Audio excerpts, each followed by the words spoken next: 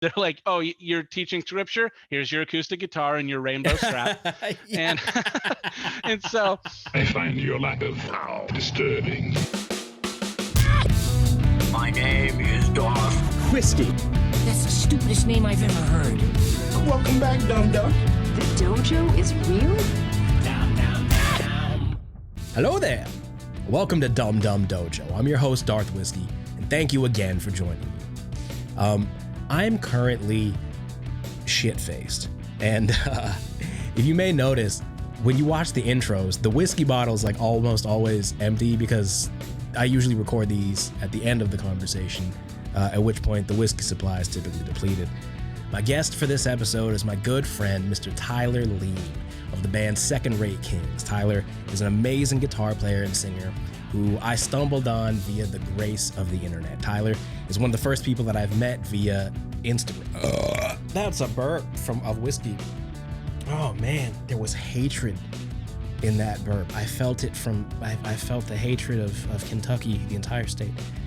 Tyler's a cool dude, man. He has a really interesting outlook on not just music, but like life in general, and has one of the most admirable qualities I think you can have as a person, which is open-mindedness and the willingness to change your mind and adapt to new information and like new shit that you didn't know that you liked. And we get into all sorts of conversations about music, guitar playing, and it's a lot of fun. And I'm really, really grateful to have been able to connect with a buddy like this from halfway across the country as he's going to bed. I kept this motherfucker up until like 3 a.m. his time. He's on East Coast time. Once again, I encourage you to come say hi to your boy via Instagram at Darth Whiskey. Subscribe to the YouTube channel if you haven't done that already. I don't know why I'm telling you to do these things. Listen, if I gotta tell you to do the thing, I feel like I've already lost. You can't leave that in the video, motherfucker. You gotta change that shit. All right. There's a lot of questionable metaphors in this one. There's a lot of Sebulba laughter. You're gonna see Sebulba a lot. I'm gonna have a fucking headache tomorrow based on how much whiskey I've had. I'm such a pussy. Welcome to the dojo. Oh man, I'm really drunk. That's where I'm ending it. The edibles are firmly beginning to take hold. hell yeah, man. It's not legal in Maryland, is it? Not yet. There's a bill that got placed this year because of how many states. Like, I think that like all the states are realizing just how crazy How much money's to be made. Yes. So yeah, it'll probably pass this year. But DC, I can get it. So. Oh, that's right. So I mean, when I was in DC, I remember there was like dispensaries, but it was like real complicated. It was it's a gift system. That's right. Literally, you buy can't this buy this $60 plate of cookies, and then here's an eighth of weed. Yes, exactly. Wow. It's so dumb. If you put me in a situation like not in California, like right now, like if I couldn't go to DC and they're like, go find weed, I'd be like, I have no idea where to start. I am that green in that, you know? I am that Yorba Linda white kid that's like, I don't know. There's a lot of money being made on weed right now, which is pretty wild. It is such a good amount of money. I think what's Seth Rogen? Seth Rogen just launched his own weed company. Really? And he sells albums that he made like mixed vinyls, like mixtape vinyls that go with each strain. Okay, so an experience. Just I heard you say what you said, and then something happened in my brain, which I'd like to articulate out loud. Sometimes when I'm in fruit snack land, like now, or I call it J.R. Smith land,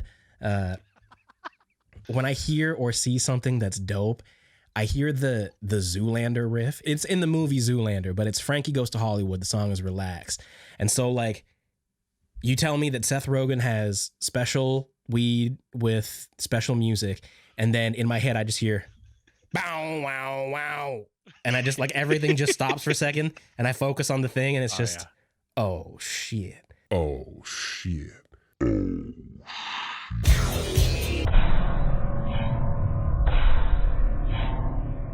Dude, thank you for setting aside the time, dude, and I'm so glad to do this. And as I was, so we talked a couple days ago, like prior to the recording of this, and then between then and now, I'm like, all right, cool. Let me do some homework. Let me listen to the record a couple times. Let me like just kind of backtrack and rehearse in my head, like, okay, wait, how do I even know this cat? You know what I mean? Like, and then I was thinking, you're one of the first couple friends that I've made via the internet, and fair enough, like, as I was trying to retrace like the history and the backstory of how you and I know each other, I was just thinking to myself that, like, you know, it's so fun how many random moments alter the trajectory of our lives. And we would never, like, I would have never assumed that like the random occurrence that happened 7 years ago would lead to me now having a friend who is in Maryland. You know what I mean? Yeah. Okay, so in your words, tell me how you and I know each other and the kind of backstory behind that. Sure. Well, as I remember it, you know, I love the comedian Bert Kriescher. Yes, sir. And Bert runs, or at the time, he ran the LA Marathon every year. He was running it, and everyone on, you know, around his social circle was giving him hell, but he was filming the whole thing. And so my band, Second Rate Kings, we were kind of just getting into playing more shows and stuff. And the LA Marathon was something I always had in the back pocket because it's volunteer. They're like, yeah, we need more runners or more bands to play on the sides. Come for it. Yeah. You know? And so they put us at like this like Beverly Hills stop area, like on the way, like mile like 13 or something. And then Bert saw us because I was wearing a shirt with his face on it. Because you went there that day knowing like, all right, when Big Boy runs through here, he's gonna see the T-shirt that I'm wearing. I was hoping he was gonna see it because I'm like, on one hand, we're a band and like you kind of want to like look in that way, but I'm hoping he wasn't just like had the headphones on and was like running. I was hoping he was gonna see it, and I wouldn't have caught him. And it was my brother on drums who just yells and points with his stick, and Bert is pointing at me and going, oh just my God, big open mouth, like what?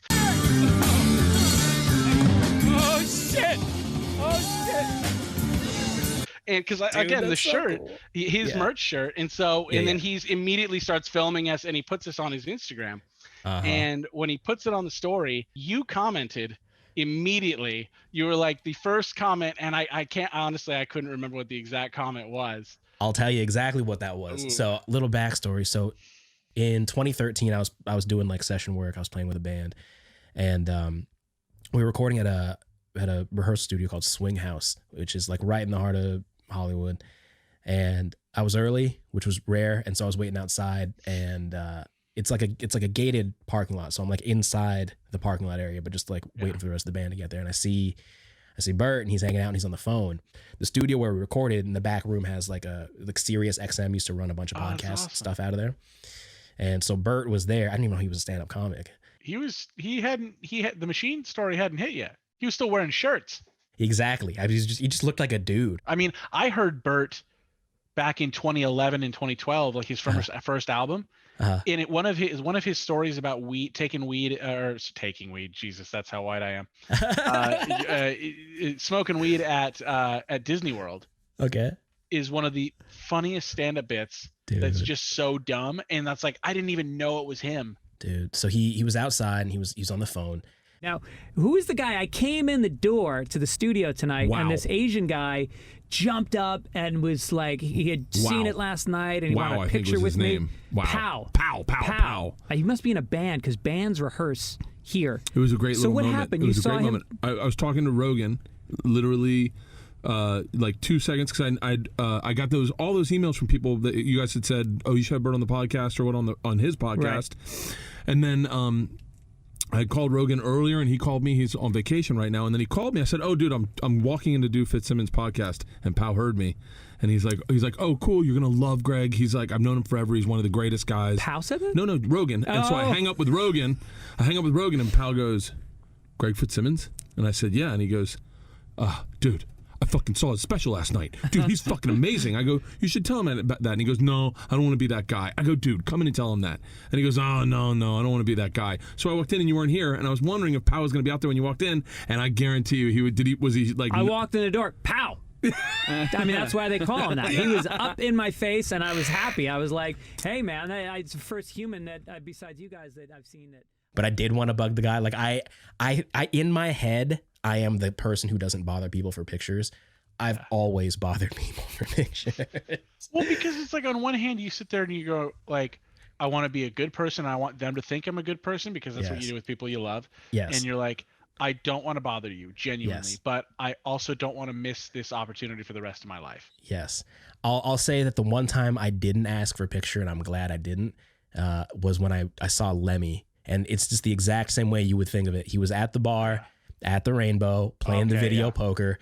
I saw him and I was nervous because I was like, it's like seeing a Sasquatch in the flesh, just like a bearded English Sasquatch with a cowboy hat. And I'm like, oh shit, it's really hit. It's the exact same way that I had pictured. It's exactly. You're like, this is a cosplayer, right?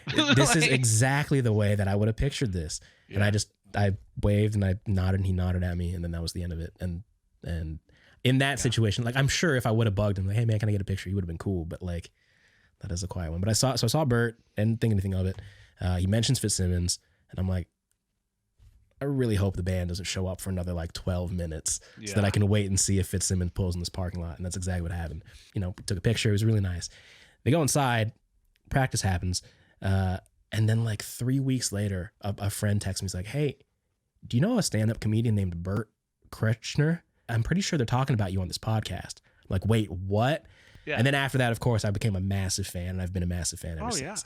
Bert was running the LA Marathon, and he posted a video of this band playing on the side of the road, and dude fronting the band is not only playing a very special guitar. The guitar is what caught my eye initially. Oh, that's right. I was like, yep, that's so I saw the guitar first, and we'll talk about that in a second. But then I saw you wearing a Machine shirt too. I'm like, all right, cool. This dude is and then just to think about like, and this isn't an original thought at all, but Bert has mentioned many times on numerous podcasts and stuff, like this notion of being a fan.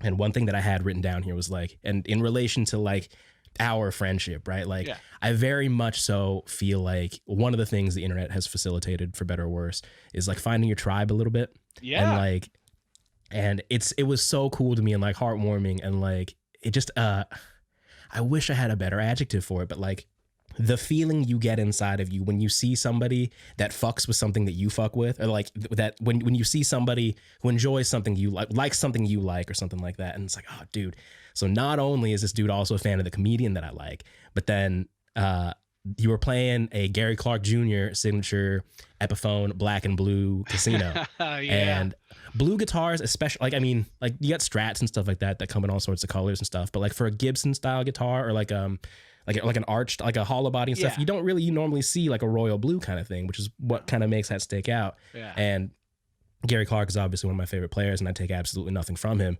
But I'm right there with you. Love him. So I saw the shirt and the guitar, and I was like, all right, I'm gonna fuck with this dude. And then I looked at the band, and I was like, oh, I definitely fuck with this dude. So the band is called Second Rate Kings, and this is a band with your brother Brandon on drums, and then cat named Ryan on bass. Is that right?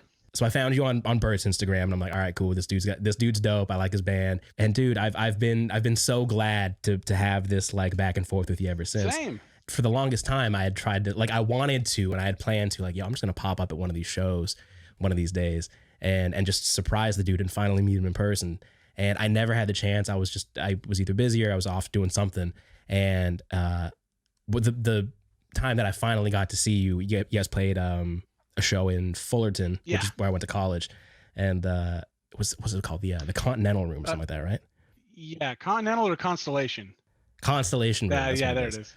And I remember showing up and like intentionally kind of trying to stay hidden because I didn't want you to see me, because I wanted you to see me. I wanted to run into you after, like, dude, I was here the whole time. Yeah. And I think your brother saw me or something like that. One of you guys saw me before the show. Well, and I saw your silhouette because it was like, and you had I'm pretty sure you had the hat on. Okay. Because it was like, I remember you were like hiding in the back, like in one of the booths. Yeah, that show was funny because I was like, immediately once I knew you were there, I was like, oh, okay, now it's time to like, oh, come on, fuck out of here with that. You gotta put on the fire a little extra, right? So I was like, perfect, and going for it. I just remember that echo. The one thing I remember from that show was that this guy had echo of my delay in my voice turned up so fat in my monitor that it's good like fat or bad fat? Bad fat. Like it was like one of the, the auditory like messes, like hearing your own voice play. Oh, but like a second later, and then it fucks you up. And I didn't notice that at all. And and it was funny. I actually mentioned it like halfway through one of the songs. I was like, damn, this delay. And then he turned it down. And I was like, there we go. I'm like, I feel bad because I love the guy. He was doing amazing, but it was just that one thing. It's very much so like loud riff rock in the vein of, like, I hear Rival Sons in the voice stuff, and like some of the melody choices and like run choices. song that opens the album was Dive Bar Sweetheart, right? Yeah. And I know it opens with a quarter note snare, and that is my instant Viagra musically, right? Any kind of like a rock, like if it's like The Pretender by Foo Fighters or whatever it is, like it's that momentum of like, okay, some shit's about to pop off. What do we got? And so the brand comes in with the rock, it's such a fun riff, dude. And then you got the vocal in the here we go, like, and you hear like from the back, like from way over. Here we go. I love that stuff. I literally recorded that part on an iPhone. Because I was like, I put it in the corner, and I was just in my room, and I was like, here we go, like just going for it, because I'm like, that's what it is. Every time I'm on the mic, you know.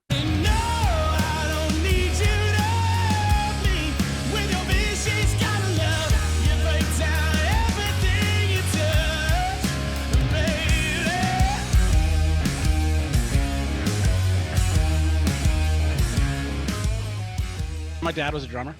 And my favorite band of all time, still to this day, Collective Soul. Okay. And found them 3 years old because their album, their self-titled album, had just dropped.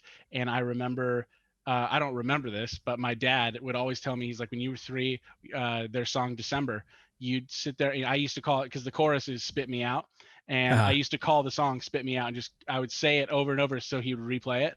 And I was like, that stuck with me forever. So that was, that's awesome. Been my favorite band, and I'll love them forever. Right, wrong, or indifferent. I gotta do more homework. I just know just like the the main hit. Shine. Yeah. I grew up absolutely idolizing post grunge. Okay. So it was like, because obviously Nirvana and everything with grunge was amazing. But that era of post grunge where it's like, throw some names at me. So in addition to, like, are we thinking like Bush? Yes. Like okay. Like Live, and like bands like that, where it was all of these bands, even I'd say Nickelback, because that's when they got started too. They get a lot of shit, but like, man, undeniable songwriters. Like, the best riffs, like, just pretend no one's watching you. Yeah, exactly. Because that's really what it is. I like to trick people into listening to it, because I'll play the beginning of the song, especially their older stuff, and they're sitting there like, damn, this is bumping, and I'm like, wait for it. And then Chad Kroeger starts singing, they're like, what the hell? And I'm like, exactly. I feel like really undeniably great songwriting, like pop rock songwriting, like the song that they did for the Spider-Man soundtrack when we were like 10. And they say that a hero can save us. That's so good, dude. Instant classic. I utilize that like when I'm having kind of a rough day, or like if I just need to interrupt the monotony of whatever I'm doing, I'll find a mirror and then just as dramatically as possible. And they say that a hero can save. And it's just like, you know what? Everything's going to be okay. The fact that song exists, the fact that I'm able to just fucking unholster that motherfucker. It's just in your arsenal. We're going to be okay. The world is a benevolent and just place. It was power chords and basic riffs, and I loved that.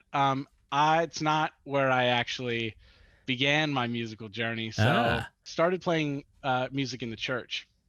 Okay. Worship music, and that was like these people had moved in next door, and they invited us to their church, and he was the youth pastor. So he goes, yeah, come on down. And I was like in 6th grade at the time. We were not church going people before. So we became church going people, and it's like, okay, awesome. And for my birthday, like 6 months later, my parents got me like guitar lessons from him, from the next door neighbor. Oh, cool. He was the youth pastor / like worship leader. And I feel like that comes with the territory. They're like, oh, you're teaching scripture? Here's your acoustic guitar and your rainbow strap. And so he taught me how to play. Rainbow strap, and then like this like brown suede. Yes. Brown suede at the end. Yes. With the literally the brand rainbow sandals and the with the jeans and So I learned playing in the church, and it was a good. I call it a good foundation, because it was because it's a lot of worship music is 3 or 4 chords and over and over and over again. So it gave me a good foundation to kind of learn all this stuff. After that first like 6 or whatever months, I just. They're like, you want to be on the worship team? I'm like, okay. And then eventually began singing, and that's how I started singing too. Was someone was like, dude, they heard me standing next to them and they're like, you should sing. I'm like, we should put a mic on you. Yeah. I was like, what? And they're like, no, you should sing. I was like, okay. And then it just kind of blew up from there. And it's great because all of my guitar teachers were players at the church, and it was like, oh, I need to learn from you. Like, I'll pay for lessons. I can't wait. I'm so excited. And like, they were teaching me crazy stuff that, still I'm like, oh yeah, I still know exactly. Because there was like the indie rock guy that taught me like all these weird chord forms. There was the straight up rock and roll guy that was like, day one, I'm going to teach you the solo to, Styx, the Renegade? Yeah, Renegade. I was like, nice. I was going to say Revenant. No, Renegade. There we go. Yeah, he's like, I'm going to teach the solo to Renegade. That'll get you up and started. Nice. I'm like, okay. And then finally, like the straight up blues John Mayer guy, who like day one that I met him was like busting out. He's like just crazy solos, and I'm like, this is awesome. Yeah. Like this gospel brunch all of a sudden. Like, I would venture a guess that probably the most valuable thing that you would get from playing in church all those years is just playing live music with other people. Oh yeah. And so from a super young age, understanding what this face means. This face, or like what head movements honestly, do, you know what I mean? Standing, learning to read someone's back, where where they go like this with the guitar and go like that. I know exactly what that means, or anything like learning to read just movement and body language and stuff like that. But more importantly was just the fact that it's like, yeah, playing for people, and crowds are nothing to me now. Like it could be 20 people in a room. It could be 20,000 people in front of a stage. Honestly, it's not going to affect my nerves that much. And that's right. And people go, how are you insane? But it's just repetition.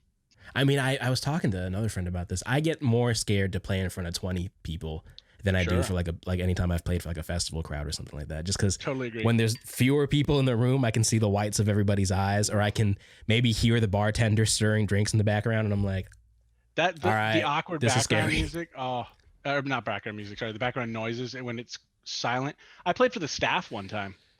Yes, especially after having done stuff like that. Now I'm like, all right, other things aren't nearly as intimidating, right? Oh, not at all. I mean, just other things in life. Whenever like I think of something that would be nerve wracking, I sit there. I'm like, I go up on stage and play shit, like especially when it's like songs that I write. I'm like, this could sound so dumb to somebody, and it's like just that. But you just got to get over that. You're putting it on a platter and saying like, here it is. Yeah. And there is something that's like, it's a dual part thing, right? When you offer yourself as an artiste, right? Or like a musician or whatever it is, like, cool. Half of this is, hey, look at how big my dick is. I'm cool. I'm look at like I'm awesome. Sure. This and that, right? Like this is who I am. But then the other half of it is like, also please love me. Please like the words that I'm writing. Yeah, please don't really dismantle the heartache of this relationship or whatever this thing that's so important to me. Please don't shit all over this at the same time. And having to balance those two is it's tough because like, oh, that happened to me. It's like it was a good situation, but when it was said, it hurt. But that was actually it was Heidi and Frank, where interesting. We did Stay or Go, and you could play 2 songs, and if you didn't pass with the first one, you didn't get the second one. And now, when you say when you play, are you playing them live, or is it like you're playing the recordings? You basically send them recordings if they pick you. Heidi and Frank, this is a radio show in Southern California. Yes, 95.5 KLOS. Yeah, they have a program called Stay or Go where they just they'll bring on local bands and give you a shot. And I'm like, yeah, I'll do it. Sure. Why not? And so thinking they get thousands of these submissions. And so we get, I get the call. It's like, yeah, we're going to have you on the show. I'm like, holy shit, here we go. And so he's like, you got to pick 2 songs and then we'll play, you tell us the order that you want them in. And if the first one, everyone likes it, then you get to play the second one. And I'm like, okay. And so it was 2 songs we had just finished recording. And so I was really pumped on this one song. And it's called Jezebel. And so I chose Jezebel and then Dime a Dozen. Dime a Dozen I liked a lot, but I had played it so many times leading up to that point that it I was just more pumped on. You know how you create something new and you're like, all I want to do is play this riff all day. Yeah, exactly. And so I was really high on it. So we played the song, and they generally liked it but when they got to because they went around. So Heidi liked it, Frank liked it, I think Frosty was still on at the time, because it was Frosty, Heidi, and Frank, and Frosty liked it. And they got to Eric, who is like their music guy, and or like he's the one that like always brings in the new bands and stuff. He was like, meh. He's like, and I was like heartbroken at first because that's like, so much worse than like, fuck you, this is terrible. And it wasn't even the music. He goes, just the lyrics were nothing. They're meaningless. Man. But the funny thing is like he was right, because like I look back on it and I'm like, generic as fuck. And so I was like, okay, everyone that called in was like, yep, they stay, we like them, and I'm like, okay, awesome. Okay. And they're like, okay, so you got a second shot now. Second shot, yeah. And that was when the interview ended. So they interviewed me after the first song, asked me a bunch of questions and whatnot, and so I sounded like an idiot on radio, which is awesome. And then they played the second song. They went ballistic for it. Like, fuck yeah! They were cheering, like, holy shit! Like, and I was like, and they had already disconnected me. So I couldn't be like, hey, thanks. Hey, appreciate it. Yeah. This is my band. My name's Tyler. Yeah, exactly. And so Eric was like, I eat my fucking words. Oh my God. And the one thing that'll stick with me forever was Frank going, Tyler, if you're still listening, you have something good when the executive producer of the show comes out of his office to give a thumbs up. To the song, and I was like, mind blown, dude. Whole, like, year made. And so that led to us winning the contest. Dude, we got 92% said stay. So they take a handful of the higher percentage ones, and the executives pick two bands out of the group that play their birthday bash at the end of the year. And in this case, this was Surf City Blitz, which is the punk festival. Huntington, right? Yeah, in Huntington Beach. Yeah. So yeah, we opened the second day. Dude, how fucking cool is that? It was That's awesome. Best experience of my musical life by far. Oh, show me the way to go home. I'm tired and I wanna go to bed. I had a couple drinks about an hour ago, and they went straight to my head.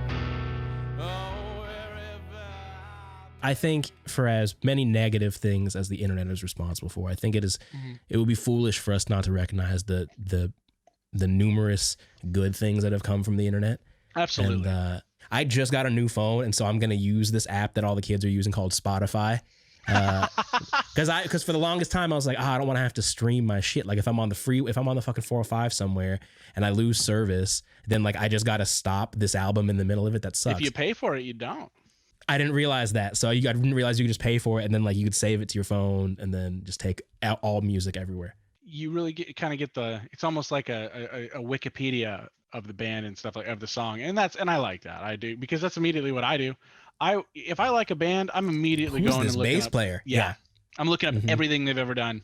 Just sitting here going, all right, I'm going to enjoy this, When there's a thing that you like, or at least for me, right? When there's a thing that I like, if I find out that I like this thing, if I enjoy this thing, I want to enjoy it hard. And like the ability with Spotify being like kind of a revolving carousel of like, perhaps you would enjoy this.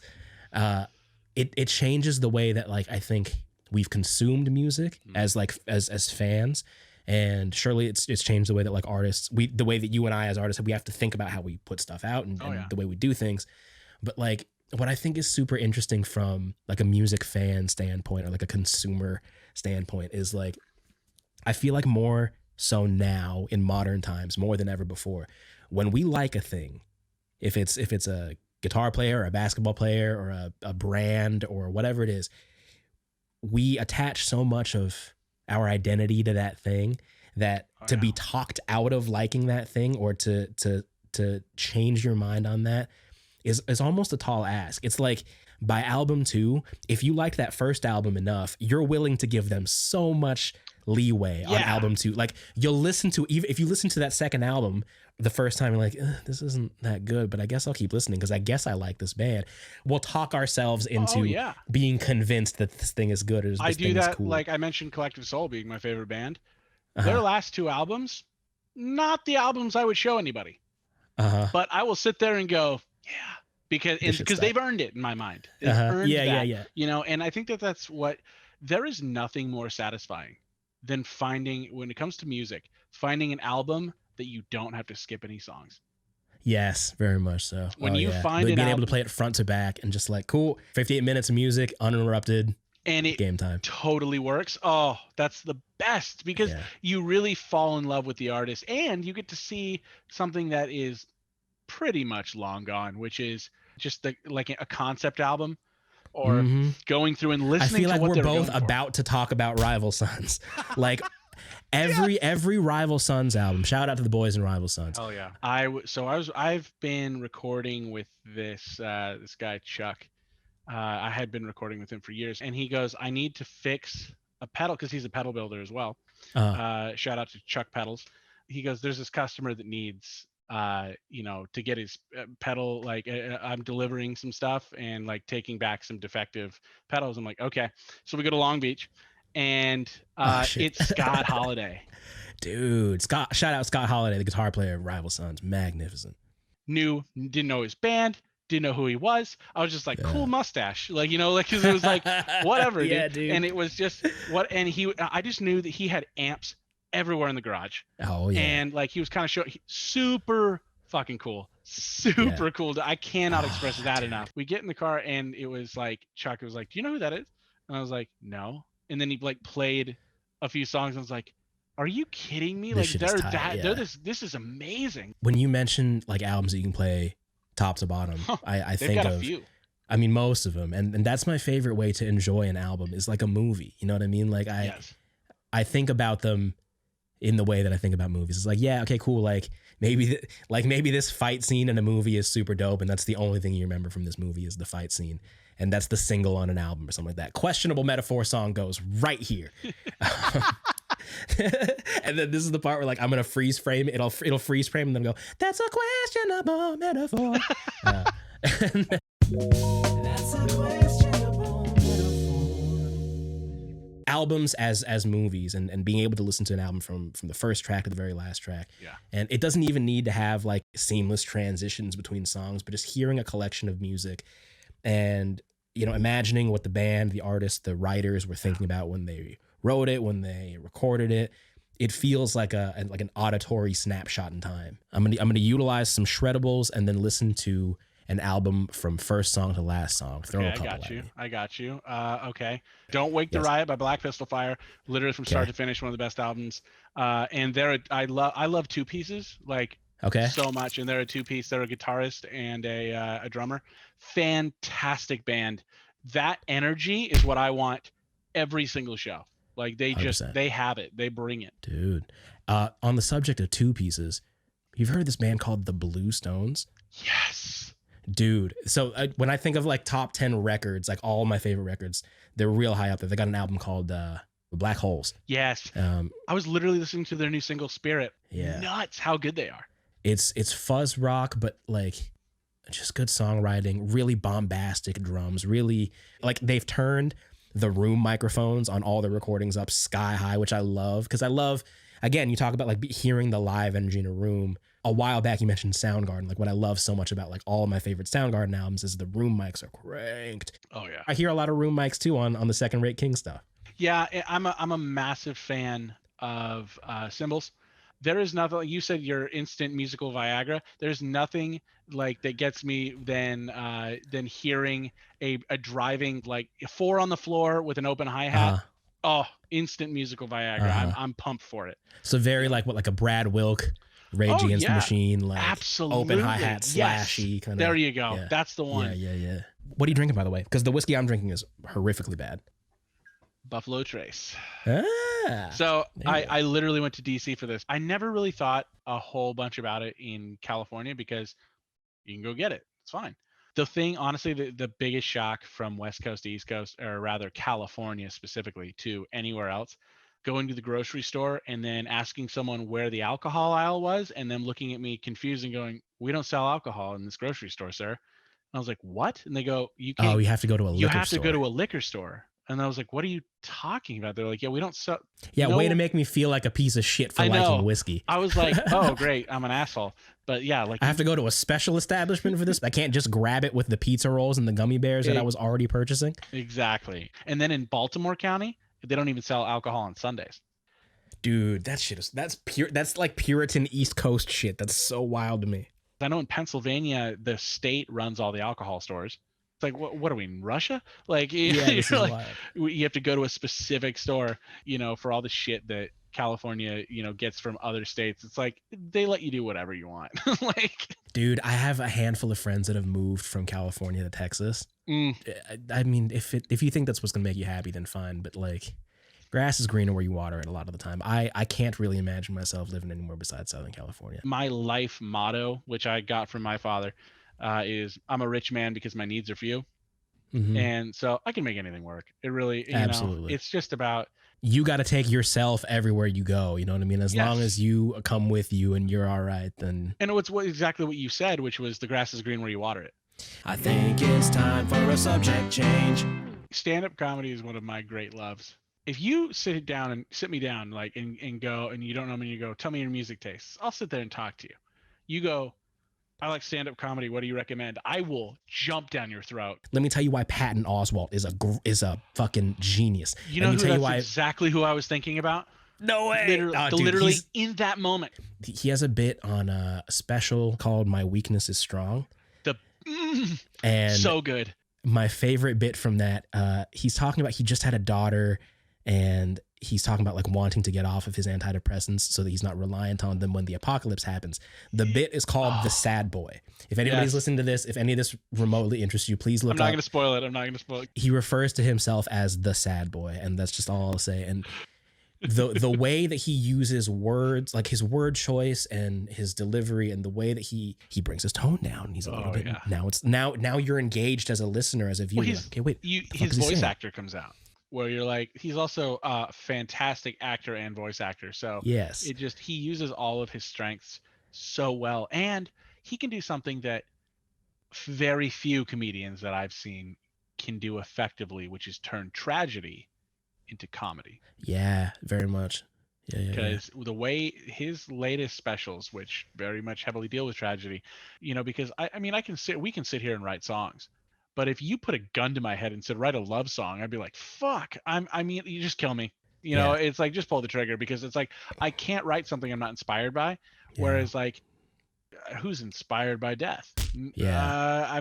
You could, and I say that knowing that there's a lot of people who are inspired by it, but I know what you're getting at, which is like, how do you use this as gasoline for your artwork and not feel like a piece of shit, especially when the artwork that you have to produce is laughter, is humor, right? Like, how do I take something terrible and life altering and make this into something funny that other people not only like instinctively want to laugh at, but like feel okay laughing at? You know what I mean? Like, how do I make tragedy something that is something digestible? And I think that is at the core of what I love about stand-up comedy. When you look at like the common thread of all my favorite comics, it's like there is something kind of like 23% sad about each of them, but they twist it in a way that's like, the world is a scary place. This is why we laugh at it. There's a guy, he's a huge stand-up comic, but not enough people know who he is. And as I was doing my homework, I was like, all right, who else does he fuck with that I also fuck with? A big dumb animal. Yes, Matt Bronger. Oh my God. Okay. Love him with a passion. Very much. Again, I found him via Pandora. I found more comedians via Pandora just shuffling their comedy. Like that, just going, put it on random. I don't care who it is. My favorite Bronger bit off the top of my head is like him and his friends super high, and there's like a lady in the house that they thought was a ghost or something like that. Yes. We could have killed her. Dude, his timing is unparalleled. And honestly, the realness, like I sit there and I go, that is a man that you hang out with. That's one. I know 7 of those dudes. The way, like the conversational way that he delivers material and tells stories and stuff. Oh yeah. He's just a dude you grew up with. So let's expand on this a little bit. We found each other essentially through a stand-up comedian, right? That's the common thread there. But like, that's a whole other universe of stuff that is so near and dear to my heart. Like, I love stand-up comedy. I'm right there with you. And in the same way that you and I have all these favorite bands and like, oh, I liked that album better than this album. There's comedians who like you liked their third special, but their fourth one was kind of whatever, but then they came back for the fifth one. Yeah. All this stuff, or like comparing that to listening to a band's album versus seeing them play songs from that album live. Right. Like, and then when you see stand-up comedy live, it's like, okay, like my favorite part of going to the Comedy Store or anywhere where I can see like 8 or 9 people in a row doing 10, 15 minutes. I absorb it the same way that I absorb watching a guitar player in the bridge going into the solo, right? Like, all right, let's see what he's got here. He's approaching, he's like, approaching from this angle. He's trying this idea. She's got this kind of like, so it's like, when I see a comedian taking an idea and then like developing it and running with it and like where are you going to take, what journey are you going to take us on with this concept? It's I absorb it the same way as like when I see a guitar player shredding, and it's like he starts off with like a little tiny phrase and then a little bit louder and a little bit louder, more dynamics, and then he ramps it up. And when I see comedians taking chances on stage or like taking bits into like absurd directions or like reacting off of crowd work. You laughed a little bit too hard at that one, ma'am. Is it because you're Korean?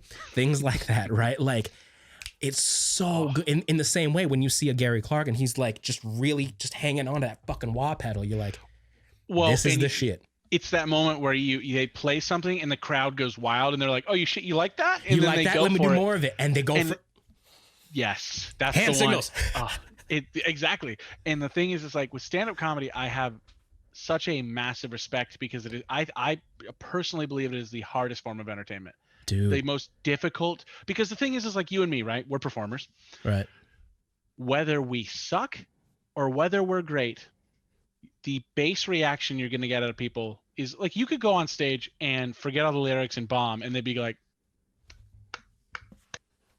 you'd get a weak clap, but you'd get a clap. Something. With comedians are looking for a very specific interaction, and if you tell a joke that goes over someone's head, they are not going to laugh. There is no pity laugh in comedy because you know it instantly. It's instinct. It's like, oh yeah, right there. I know you weren't laughing. Yeah. So it's like you are looking for a very specific reaction, and there is nothing more frightening to me as a performer than complete, like I've told jokes in the circle of friends that haven't landed and I look like a dumbass. Yeah, you remember it for 12 years. Forever. Yeah. I cannot imagine being on stage and having something not land and then everyone being like, cool.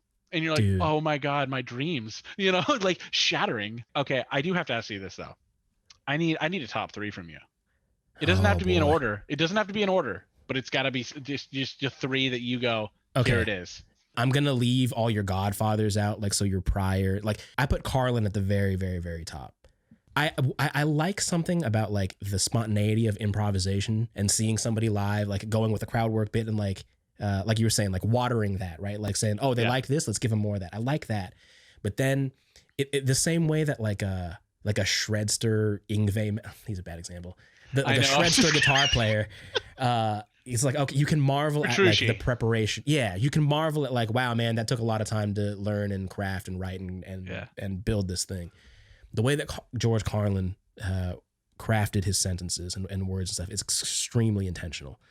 So I'll leave Carlin out of it. Sure. Or yeah, he's above it. He's above the list. Exactly. Like we don't need to talk about how great Bill Russell is. Like, dude won 11 Pryor, whatever.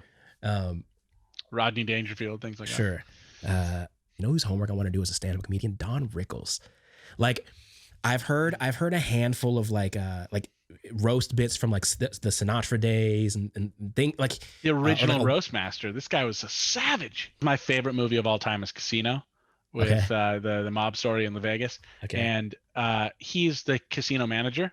So that's what I knew him as. Like, he was just this ball-breaking casino manager. Well, then I went through his whole like backstory and everything, and I was like, holy shit, he's legendary. And you go through and look at his stuff. I mean, he was breaking balls at a time where breaking balls wasn't acceptable. Yeah, it was rude. It was, not only was it rude, it was like, if social media existed at that time, he'd be fucking broken. Very canceled, right? Yeah, very canceled. And like, again, that's we joke about that, but like, just the sensitivity, people think times now are sensitive. Like, go back to any time pre-1990s. Remember when chicks started wearing blue jeans and it was a big deal? I mean, well, God forbid you let Little Richard play in your club. Yeah. He's like, holy shit. I mean, I don't know. Maybe he's got to use the back doors. Things like that. Yeah, Sensitivity was exactly. at an all-time high. So when you have a guy coming in and basically shitting on all of that and being like, you all pieces of shit. It's like, whoa. And he got away with it. Not only did he get away with it, but he was extremely celebrated for successful. it. Yeah, celebrated. Dude. So I should like to do some Don Rickles homework. So, okay. 3 favorites right now. Yeah. In no specific order. The first one that came to mind was Patton Oswalt. My Weakness is Strong, I think is extremely classic. And I'm going to leave Chappelle out of it too, because he's another like greatest of all time, if you ask me. Yeah, he's a recent legend, but he's a legend. Kyle Kinane, who if Patton Oswalt is Stevie Ray, Kyle Kinane is John Mayer. You know what I'm saying? That's an interesting. Again, do we do questionable metaphor number 2? Let's do number 2. That's a questionable metaphor.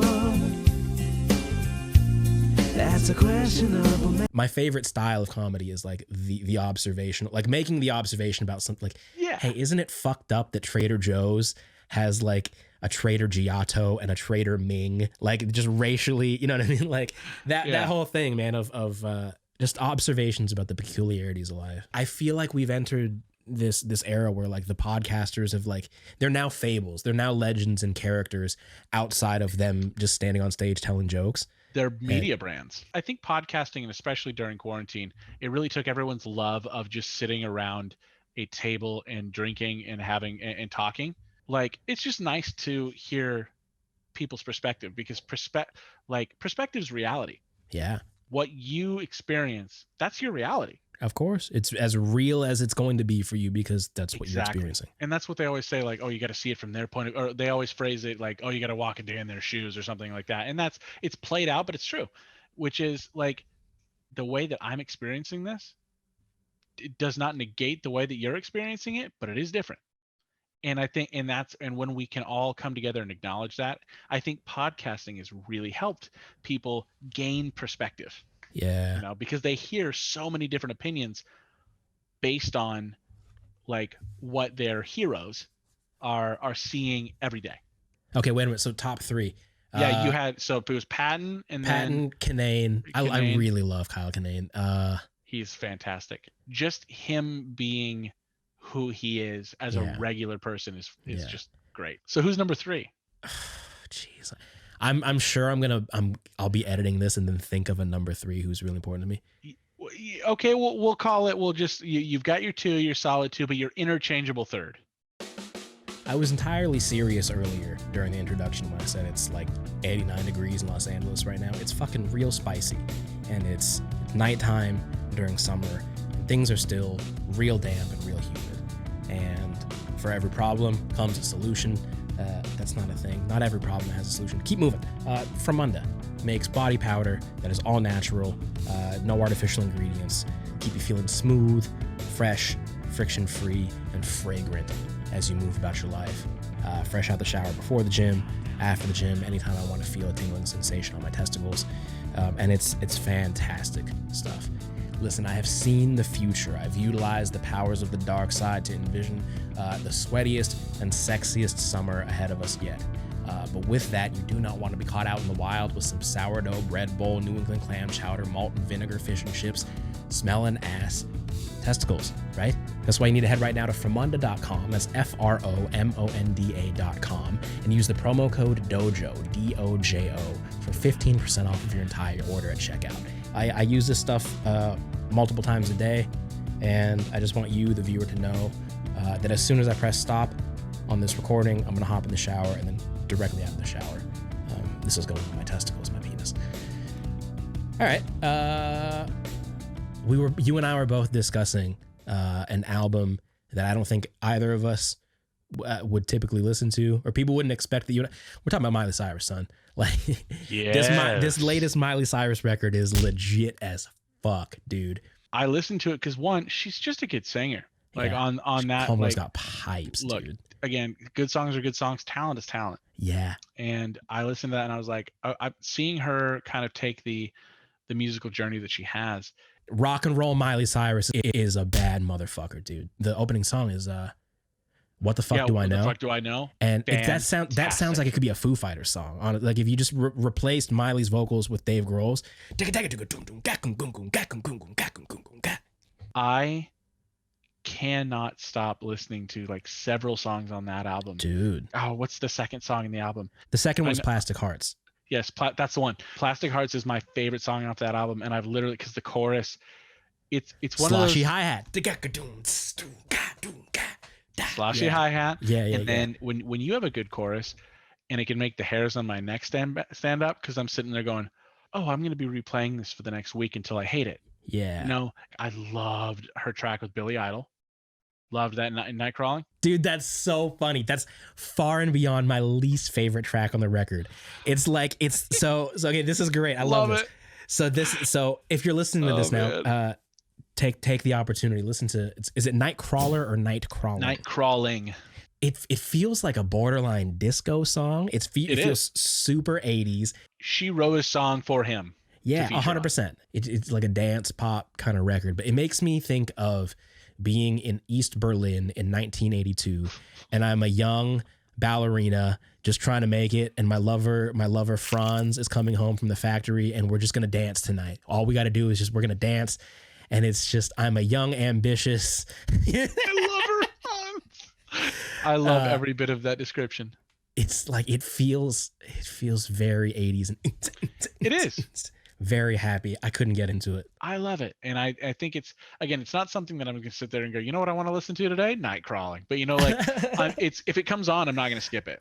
I mean, listen, based on how excited you are about it, I can feel the way that I think about this song changing, which is weird. It's like, you know what I mean? Like because of how excited you are about it, I'm like, all right, maybe I got to listen back to this again. You know what? It's funny that you say that, because I had my top 3 pretty set, and this guy rocketed into my top 3. His name is Daniel Sloss.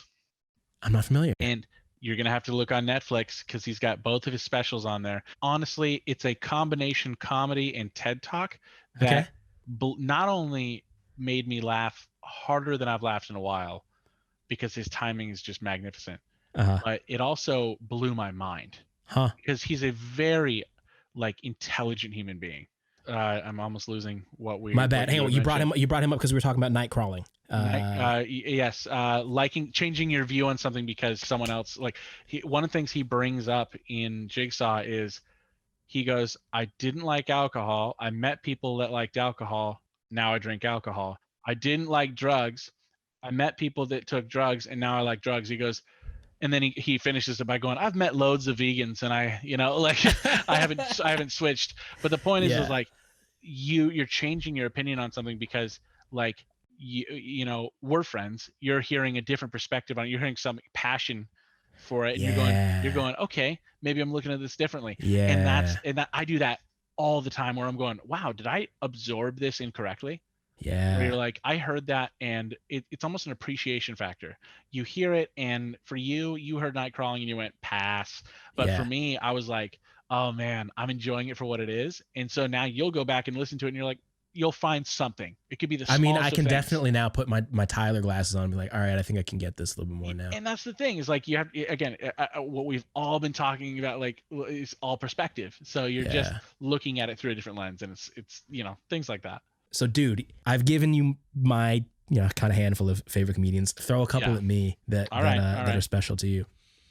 Honorary mention to Mr. Kriescher, by the way. Thanks, Bert, because without running into you, we wouldn't have run into each other. So here we are. Yes. Thank you, Bert. I'd say my top 3, Daniel Sloss. It's a constant joy to see how he crafts.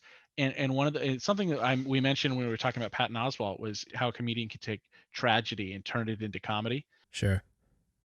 Daniel Sloss is a master of it. You sit there and you're laughing at something that you're like, or you're like, oh no. And I love comedians who can do that because it really brings it makes me feel something. Yes. Christopher Titus would be in the top 3 as well. Christopher Titus there is not a special that if it came on, it's one of those like, I'm not skipping anything. The last special of his that I remember seeing was like a Valentine's themed one. That was his 3rd special called Love is Evil. That was about his divorce. And 2007. And I'll tell you why you've heard it, because it's the special he hears about from fans the most. People will come up to him and say, that special is the reason I didn't kill myself. Wow. Because it literally saved people. Because he, again, talking about tragedy turning into comedy, Christopher Titus's life has been tragedy in terms of like all the shit that's happened to him. Like, you know, he's just a guy, but he's so awesome. So yeah, so Christopher Titus for sure. And then I'd say Daniel Sloss. And then the third one, Dan Cummins. His main podcast is called Time Suck. Okay. And it's literally, he will go and take a topic and over analyze the shit about it. So if someone goes, I want to hear about Jeffrey Dahmer, he will take the history of Jeffrey Dahmer from the point he was born to the point he died, and like every detail you never knew, everything, he will research the shit out of it. I love comedians that are just regular people. Mm-hmm. That like you can just tell that this is not some act. This is just how they are. You're not playing a character. You are dumb like this. Like you just get up on stage and tell these stories, and they happen to you. Dude, but, okay. These are some names I got to do some homework on. Oh yeah, and I encourage anyone listening to look up these comedians, because they really, if you just want to have a good night, or if you need, I mean, again, these comedians, all three that I mentioned, have had some tragedy in their life, and they talk about it pretty openly. Carlin has a bit on suicide. That is the guy writing the note, and like the whole, like setting up the ladder and doing the whole thing, like. And as tragic as it is, like there is something like the ability to transform a subject matter from something that like we can't laugh at this, we can't find any light in this, but and it's not even necessarily like making fun of a thing or like, oh, isn't X topic here that is so terrible actually funny? No, it's not that, but it's like, yo, insert topic here is so horrible and so vastly tragic. How do we rob it of its toxicity? Let's laugh at it. Let's point at the absurdity of it. And not the comics that like in the name of edginess and I'm gonna laugh at anything, the dudes who do it unsuccessfully and just like lean into the cringe too much and lean into the shittiness, you're doing it wrong. That's the guy that gets on stage and just does tapping. You know what I mean? Like you're whack as fuck. Nobody likes you. It's comparable to when Joe Bonamassa was saying when he was what, 12, opening for BB King, and he was going, Joe Bonamassa would go out there and play 1,000,000 notes a minute, and everyone would be like, cool, and then BB King would come out and play one note, and the crowd would go wild. And it's like, it's not a skill level that people resonate with you because they enjoy what you're doing, and they can relate to you, and they can, you know, again, you could be the best at what you're doing, but if you're not relatable in any way, you're not going to have the kind of loyalty in your fans. And I think with, you know, the people that like any of the comedians we've mentioned tonight as the ones that we've loved, not one time that they've done something edgy have I been like, you're making fun of that. I've never, because making fun of has such a negative connotation in today's world, and I've never once thought of those comedians being like, oh, you're making fun of that, you're picking on that. It's always been a well-crafted joke that, like, even if they're saying something that is like, oh shit, it's still funny as hell. And you're like, you can't possibly have the opinion you just said. I understand. I am capable of cognitive thought, and I know this is a comedy show. And some people can't separate that. The intention and the heart behind a joke is so important. You know what I mean? I think that's what you're talking about too, is like when you know, when a comedian that you love pokes fun at a subject or makes a joke about a fucked up topic or something like that, you can kind of tell when it's delivered from a place of like, hey, I actually secretly believe that this group of people is this way and they're lesser because of it, and that's why this joke is funny. As opposed to, hey, wouldn't it be gross if I really thought these things? Hey, wouldn't it be gross if these were the views that I actually held? And that's the funny part. It's time for another subject change. We touched on this a little bit earlier, but your band's Second Rate Kings. So the album that the material that I'm most familiar with is the full-length self-titled album. So it starts off, Dive Bar Sweetheart, right? Quarter note snare, very big riff. I mean, the whole record is really big, energetic riff rock. but there's a couple like ballads on there too, and specifically with regards to like production and like the tones and the sounds, that the audio engineering side of the record. The acoustic tone on what's the name of the song? I gotta look at the name. Don't of the Make song. Sense. That's absolutely what it is. That intro. So I have written down Don't Make Sense, acoustic sound, production and intro, soulful voice, Americana / country sprinkles. And then the last thing I have is Could Be Country Hit. I love the cover up, the beauty of disguise of what my eyes couldn't see. Don't wanna break your heart in front of everybody. Don't wanna leave you be and lose the way you touch me. I know I don't make sense. It's the way you want it. I know I'm breaking down, but I kinda like it. Thank you so much. It's funny. I tried to start a country band before Second Rate Kings, and it didn't work out. It was California. There's no one around to play country. Couldn't find a fiddle player. But with that song particularly, I had that song for a while. When I was writing that song, I really wanted to keep it raw because it was something that like I wanted to keep it acoustic. There was the option. I was going to make it totally electric. And I was like, you know what? I want this to be as I wrote it. Exactly. Which was acoustic. And then we'll add in some elements later. And we're in a period where I feel like for the last 15 years, people have been saying every single year, rock is back. Yeah. And I'm like, is it? It's not. Yeah. But we've gotten bit by bit closer. I mean, the rock stars of today are the Migos. Rappers today live like fucking Whitesnake lived in '83, you know? And that's great. All power to them. Yeah, I mean, absolutely. Look, there's a lot. You could put on a lot of the rap hits of today, which makes me sound 80 years old. But the rap hits of today, you could play anything, and I'll find my vibe if it's there. Uh-huh. I would encourage you to look up San Holo, because he is very much a guitarist that is an EDM artist. So most of his songs have some pretty cool guitar work in it. Do you fuck with Oasis at all? Oh my God, I do. So their last album is my favorite album by them, and they did one of the songs from that record is called "Falling Down." And they gave it to some DJ or the producer, whoever it was, did a 26 something like that minute remix of the song. Oh my God. Holy fucking shit. It is so good. And especially since hang on, I'm going to Falling Down remix. I could probably find it. It's like Falling Down, a monstrous, like it's some egregiously artsy fartsy long title because it's an artsy fartsy. Yeah. song. A monstrous psychedelic bubble mix. Dude, when you have time to, how long is it? Can you see? 22 and a half minutes. So if you're watching this, when you feel like you got 22 minutes set aside to listen to a fucking sonic experience, a relentless fucking experience. You put on some headphones, some dope headphones, and it's a kind of some hardcore shreddables. I'm 5 hours deep into some shreddables now, so I'm feeling great.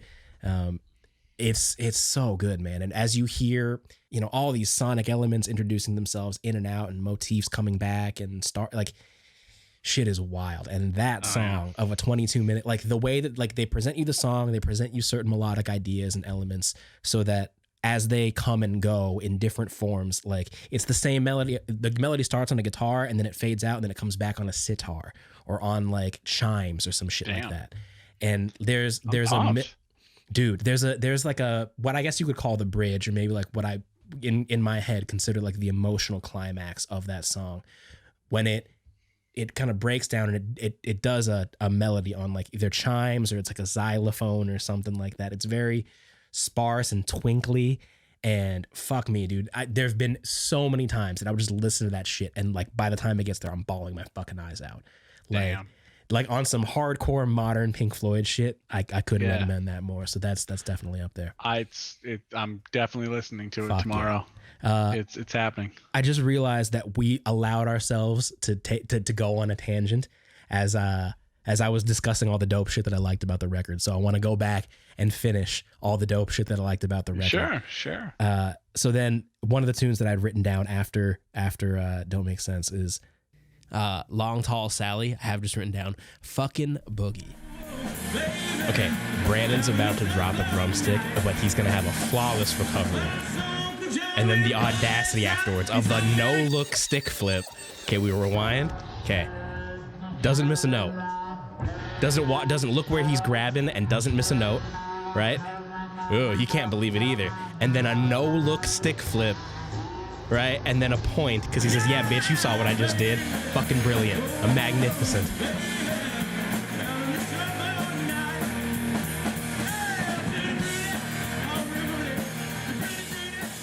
Yeah, Long Tall Sally by Little Richard. We had to pay homage to him as well.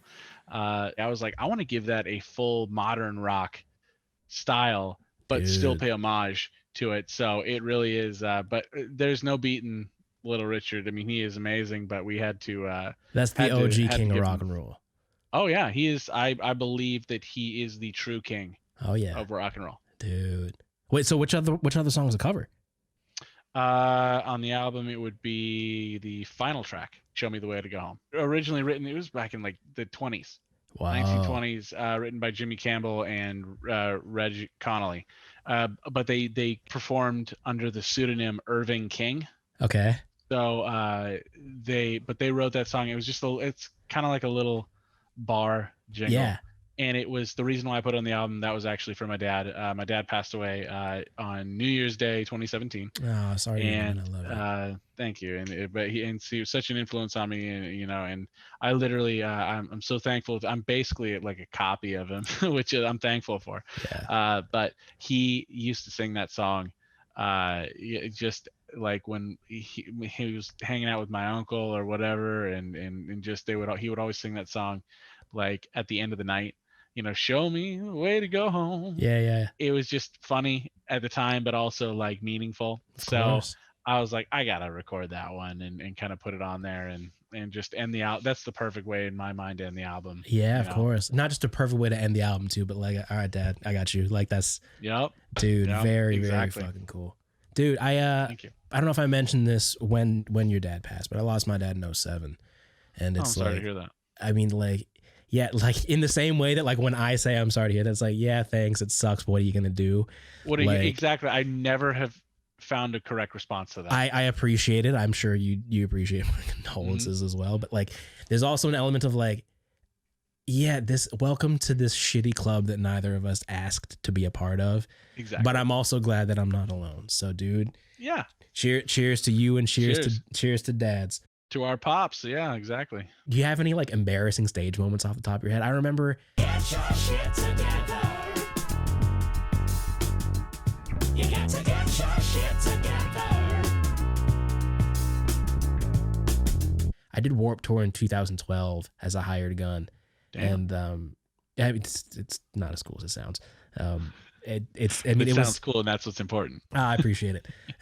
It was the kind of thing where like, guitar player couldn't do the tour and they needed somebody to fill in kind of last minute.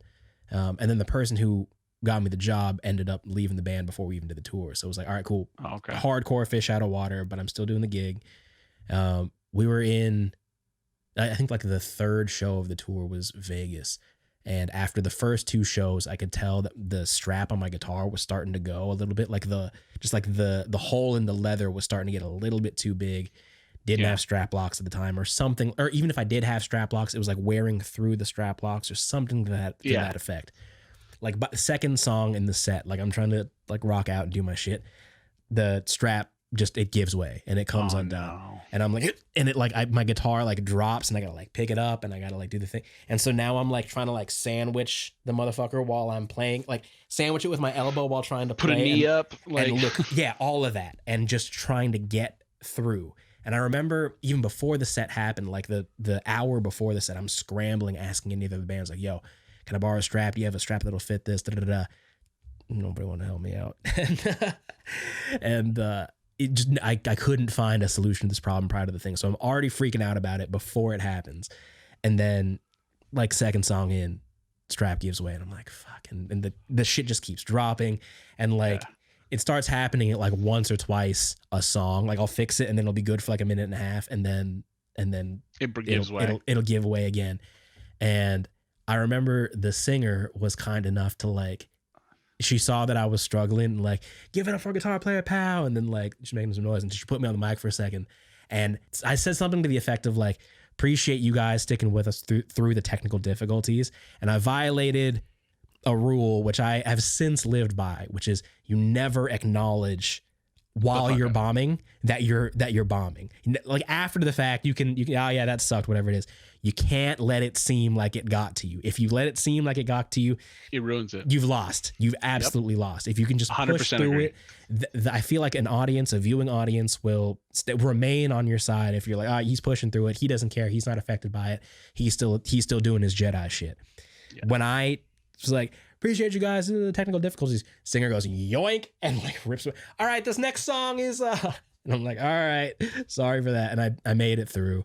And afterwards I was super embarrassed, I was the kind of like sad, angry, embarrassed combo that I could imagine that like somebody who airballs a game-winning shot, it feels, you know what I mean? Sure. When like, you know, the whole school saw and you're like, fuck, and you just got to sit with like the weight of your failure.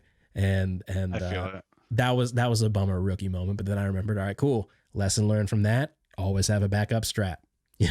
Exactly. If we're just talking about like a bad show moment, like, or I guess in my case, a couple. Oh man, I learned 2 lessons in one show. I had a strap that had strap locks on it, or a Stratocaster that had strap locks on it. And I put one on and didn't quite secure the other one. Oh no. Didn't know it. So going up to play the show, this was at the OC Fair in the hangar, and the guitar fell. I immediately reached for it with my right hand. My nail went under the string, sliced my freaking nail off. Not off? Like partially. So where it was like, I'm clenching, bleeding profusely. Do a zoom in on my fist. I'm clenching super hard. Yeah, and it was my index finger, the one I hold the pick with. So I immediately, it was like in pain. I was like, had to scramble to find a Band-Aid or wrap to like wrap it up. But I'm like, okay, now I've got to play like this, whatever. So, and then, so that happens, but I'm like getting through it, and it's whatever. Yeah. Just not enjoying the show now, but getting through it. But then the same show, during the third song, it was like second or third song, I go up and I go to sing back to the mic, and it shocks me so bad on my mouth that I reacted and turned and kicked the mic off the stage. Oh no. And it literally just fell over. It wasn't like a leap, but it just like fell over. The hangar stage is like a good like 5.5 feet off the ground. Sure. And you know, and so it just tumbles out and just makes this horrific noise as it's going down. And like it was just the most, like, everything that could have gone wrong that show did. So I was like, well, and you live and you learn. But 2 things that came out of that: I always check the strap locks, and I always, now I have one right here next to the microphone. I always bring mic covers. Oh yeah, yeah. So that I don't get shocked, and just put them on all the mics, and I'm like, no one's dying tonight. Yeah, like, you know. That. So the lessons that come out of it, but yeah. Isn't there also a sense of security too, knowing that like, cool, it's never gonna be worse than that. It'll never be worse than this super cringy, embarrassing moment that I already had to live through. You get the bad shit out of the way most of the time, unless it's overt like what I just described. Most of the time, no one's going to notice. Yeah, exactly. And nobody is listening as critically to what you're doing as you are. Absolutely. You know. And then the other segment, the final segment that I wanted to mention in the show is a segment I call Put It On Wax. So if you give me off the top of your head, if there's anything that you have been working on or that you kind of want to shoot for in the future. Yeah, give me. Well, I mean, first of all, we are recording the new EPs, and nice. It's still something that we're passionate about. We want to keep the music going even though our lives continue. So are the other 2 dudes in the band still in California? Yes. Gotcha. We're recording remotely, and on a more personal level, I'm starting a podcast as well. Fuck yeah. It's called the Music Is Dead podcast. Okay. It's more of a play on how everyone talks when a certain genre takes over their favorite genre, and it's like music's dead these days. People don't know, and it's just a little play on that where it's like everyone overreacts to that kind of stuff. So, and hoping to go through a variety of topics, whether it's just genres in general, or like the legal aspects and the industry aspects of music. I think that aren't talked enough about. It's something I'm pumped about, and I'm hoping to have. I'm actually hoping to have you on it. Because tell me time and date and time, we'll do it just like this. Absolutely, we'll get it going. I just kind of want to explore and learn more myself, and but yeah, that's what's going on in my world. Dude, fuck yeah. I do admit that I just binge watched WandaVision. Fuck it. I just watched the last episode last night for the second time just because I wanted to feel emotions again. It's Goodness so good. gracious. So good. It's so good. I went in with zero expectations. Like, I like Wanda. I like Vision. I hope this is a fun show. Did not expect it to be as good as it was. Magnificently executed. They gave her so much depth where it was like, oh, you're a real person. And it's, I just loved it. And of course, like, I'm also a massive Paul Bettany fan. Fuck, so, dude, one of my favorite movies is A Knight's Tale, and I was telling my girlfriend, listen. Yes. Okay, so wait a minute. It's one of my favorite movies. I mean, it is one of my favorite movies as well. I'm very glad that you reacted this way. Hey, honey, when you're watching this back, see, it's really good. I promise. You should watch it with me. Dude, it's got Paul Bettany, it's got Mark Addy, it's got Alan Tudyk, it's got Heath Ledger. A young ass Alan Tudyk. Alan Tudyk as as the Klay Thompson on the team. Yeah. Questionable metaphor number 4. Let's do it. As like the fourth guy making jokes, like raining threes from the corner making jokes. Yep. And then Paul Bettany as Geoffrey Chaucer. Like just the theatricality of the character and flamboyance of the character. I was in love with him from that movie, and then when 100%. He goes on to be Vision and Jarvis, I'm like, oh, that's my guy. That whole movie is so fantastic, dude. I mean, on a surface level of just like cool night shit with the rock music. That's how they got me, because my favorite band at the time was Queen. That was the band that got me into rock music, got me into guitar playing. They used "We Will Rock You" in the trailers, and then I loved I ended up loving the movie because it's an awesome movie. But like, especially now as I'm older. And like now that Dad's passed, the father-son themes in there, and you can change your stars and stuff. It's instant, immediate waterworks. And and that was one of my dad's favorite films too. He's the one who showed it to me. Dude, I love you, man. I'm so fucking glad that we got to do this podcast. I'm so glad too. Like again, I'll circle back to the very first thing that I was mentioning, is like this feeling of like finding your tribe, finding like-minded people, like the things that I like, the things that mean so much to me. When I can see that they mean similar things to other people, it's like, oh man, it's so cool, dude. Thank you again for setting aside the time and chilling and bullshitting with me and bullshitting with me and doing some silly shit, Absolutely. Wow, I'm drunk and slurring hardcore. Welcome. This might be the drunkest I've ever been filming one of these things. Hell yeah, it was bad whiskey. Before we get out of here, where can people find you if they want to check you out or check the band out and stay up to date on what you're up to?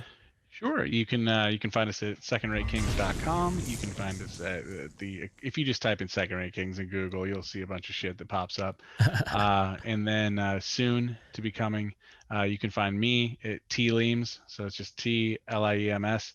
And that's my Instagram. And then we've got the Music is Dead podcast coming. So that will be probably out here in the next couple months. Dude.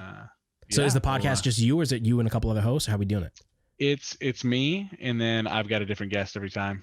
Again, going through everything from music to music history to legal shit to, and it's a lot more interesting than it sounds. Dude, that sounds like a blast, and I would love to come on, man. I bet we could have some more fun conversations there too. I'm excited. Oh yeah, we'll get that going for sure, dude. So if you wouldn't mind signing us off with the catchphrase, "Don't be a dum-dum."